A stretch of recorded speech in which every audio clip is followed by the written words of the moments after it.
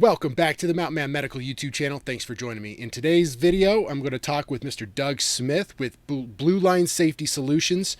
And he started up a fundraiser trying to collect up medical kits for police officers to use on themselves and then also on civilians. So I thought we'd spend a little bit of time today and talk a little bit with him and see how that's going and why he decided to do that. Mountain Man Medical has been able to help out quite a bit in providing him with some good quality kit and making sure that the officers he's providing these kits to are able to treat themselves well, and having that quality kit is pretty important. So, Mr. Smith, why don't you go ahead and introduce yourself and let us know who you are and what you do. All right, so my name is Doug Smith. I'm the owner operator of Blue Line Safety Solutions out of Texas. I've been doing that now about 6 months. Been in oilfield safety for about 12 years and have 21 years of law enforcement experience. I'm currently a part-time officer for the Wascom Police Department. So kind of a little bit about what's going on here is back in 2017, I was with the Marshall Police Department. Was with them about 16 years, the last 10 as a reserve. And they got a grant, and it got all of us tourniquets and trauma kits to carry with us. And so it took them about 5 years to get this grant, actually, I learned just the other day. And then fast forward to last year, and one of our officers was trying to make our arrest. His arm went through a window, and he suffered a severe laceration. And if it hadn't been from him having that trauma kit or that tourniquet on his duty belt, he would have bled out and died. Yep. We would have lost Officer Zachary Laster. So, good thing, he's still there with us. And within like 50 seconds, he had it on. But, he lost, I can't remember how much blood. On my website, there is a video testimonial from him where he talks about it in a little bit more detail. So when I left there in August of last year, I, of course, had to turn all that stuff in. And when I came over to Wascom, we didn't have any of that. Then about 3 months ago, I had a situation on duty one night over there that could have turned into the same ordeal as what happened with Zach. And it kind of got my attention. It's like, I need to do something. I've talked about years how I'd like to do this, that, and the other. I need to do some kind of action, whether I fall on my face or not. At least I can say I tried. Right. So I teamed up with Zach. He did the video testimonial for us. I put it on my website. We started a Facebook fundraiser. Things were going great about 2 weeks in, and Facebook shut us down. They claimed it was due to violating policies. We couldn't find a policy that we did violate. When asked, what exactly did we violate, we got no response. So we lost about half that money. They refunded it back to the donors. The other half we did get. I'm not exactly sure how. I don't know if it's because of how they donated it through Facebook or whatnot. But so, it upset me and several others that found out what happened. And the local newspaper, the Marshall News Messenger, ran a story on us. And then the response became overwhelming. We had an initial goal of trying to help 3 agencies, the Wasco Police Department, Jefferson Police Department, and the Harrison County Sheriff's Office. And so we had an initial goal of $6,500. And now, we talked to other agencies in the surrounding counties, and pretty much everybody needed this stuff. And to date, we've raised $10,500, and we're helping 14 agencies in 4 counties. And how many officers do you think? I'm going to say 50 officers or so. Wow, that's awesome. We're buying 26 trauma kits just for the Harrison County Sheriff's Office. Of course, what we were mainly going around doing is hitting all these small agencies that, these grants weren't available to. Why I do not know, but apparently that grant was not available to everybody. The Harrison County Sheriff's Office, which is a fairly decent sized agency now, it wasn't available to them. But after what happened to Officer Lastra, East Texas Baptist University stepped up and donated money to them, and they went and bought all of their deputies tourniquets to carry, but they didn't have any trauma kits with backup tourniquets. Right. So we're stepping in and we're going to help cover patrol for them, and then kind of spread the wealth out. But pretty much everybody in Harrison, Panola, and Marion County, we're buying tourniquets and or trauma kits for, with the exception of Marshall PD and the Carthage Police Department. That's awesome. It's crazy that that because Facebook shut you down, you wound up doing even better. Because I know that's how we found out about you. You know, once we saw that news story that got run, you know, in the newspaper, they were saying that you had gotten shut down for that fundraiser. That kind of fired us up. You know, we wanted to be able to help you out. That doesn't seem like that should be allowed. You see them doing all kinds of other fundraisers for, I don't feel like working today. Send me money, Yeah. or my cat needs, surgery or something, but this is something that not only benefits the officer, but will benefit the public, because the officer is going to carry one tourniquet on their duty belt that serves to protect them. And then the trauma kit has backups for the public. Mm-hmm. Now, of course, the officer, if he gets to a scene, which 99% of the time it's going to be the officer first on scene, right. And if somebody needs a tourniquet, he's of course going to pull the one off his duty belt and use it on that person. But then of course, then he can go back later and grab the one out of his trauma kit and put it back on his duty belt to finish out the night with. Yeah. Yeah, I know a lot of the officers that I'm with, I've asked them before, like, how many times have you been on scene before EMS? And they're like, always. I'm always on scene before EMS. And they're the first ones putting on tourniquets. They're the first ones to do everything and put their lives on the line for these, for the civilians, risk their lives to go and apprehend the bad guy. And the least that we can do is provide them with some medical equipment to keep them alive and get them home to their families. Yeah, you're exactly right. And, if it wasn't for y'all stepping in to help us, we wouldn't be able to help us be able to help as many agencies as we are either, because, this is high quality equipment. And when it comes to high quality equipment, there's cost associated with it. And so when, companies like Mountain Man Medical and concealcarry.com step up to help us, it helps us spread our dollars even more.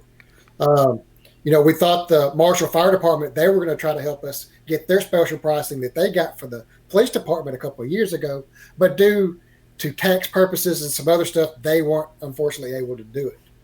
And so, we really appreciate what y'all have done, because if it hadn't been, we would still be helping it'd be a much smaller group. Yeah, I think this is the reason why I got into this kind of business. I haven't been doing this for very long, but my main goal with doing any of this medical stuff is just to help as many people as possible. And by helping the police officers, that's something I can definitely get behind. I've got a lot of friends that are police officers, good, solid, quality people, and they just want to go home to their families too. And for them to be able to work on civilians and save more civilian lives, I think that's exactly what we're trying to accomplish here. Yeah, we're trying to be proactive here. We shouldn't be reactive and wait for something to happen like what happened with Officer Lastra, or almost like what almost happened to me. Now, of course, that triggered it, and so I'm, trying to just, put a small dent in it, I guess. Yeah. This will go a long ways. So I'm glad to see, it happen. A lot of these agencies, especially the smaller ones, with the way that it is nowadays, it's not that they don't want to purchase the stuff. It's just by the time you get down to small things like that, the money kind of runs out. Yep. Because nowadays you're trying to spend money. Most of their budget's going to try to attract the officer with pay.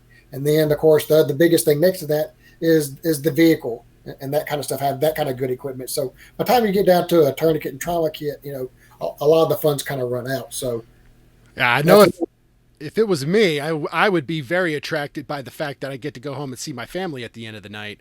And being able to have medical gear, I think, is one of those essential things. We don't expect them to go out there and do their job without a weapon.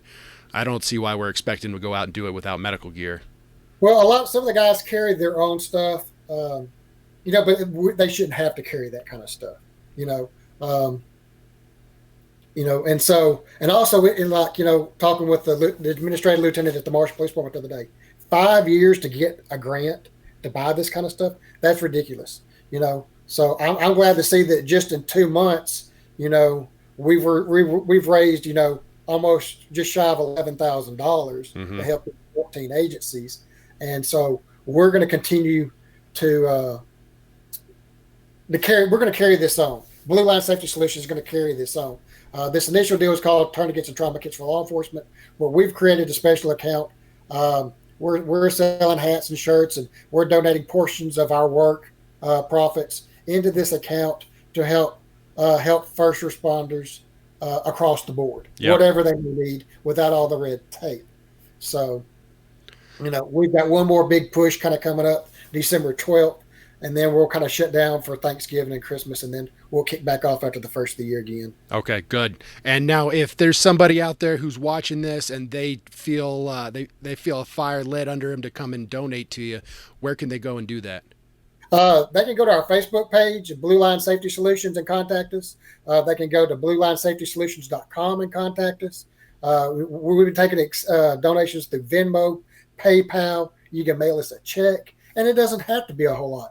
$5, a couple bucks, every bit adds up, and right now, it's been through a lot of individual donors and small businesses such as myself and Mountain Man Medical that have helped make this possible. We have a couple big corporate companies here locally that have stepped up and gave us some money. Excellent.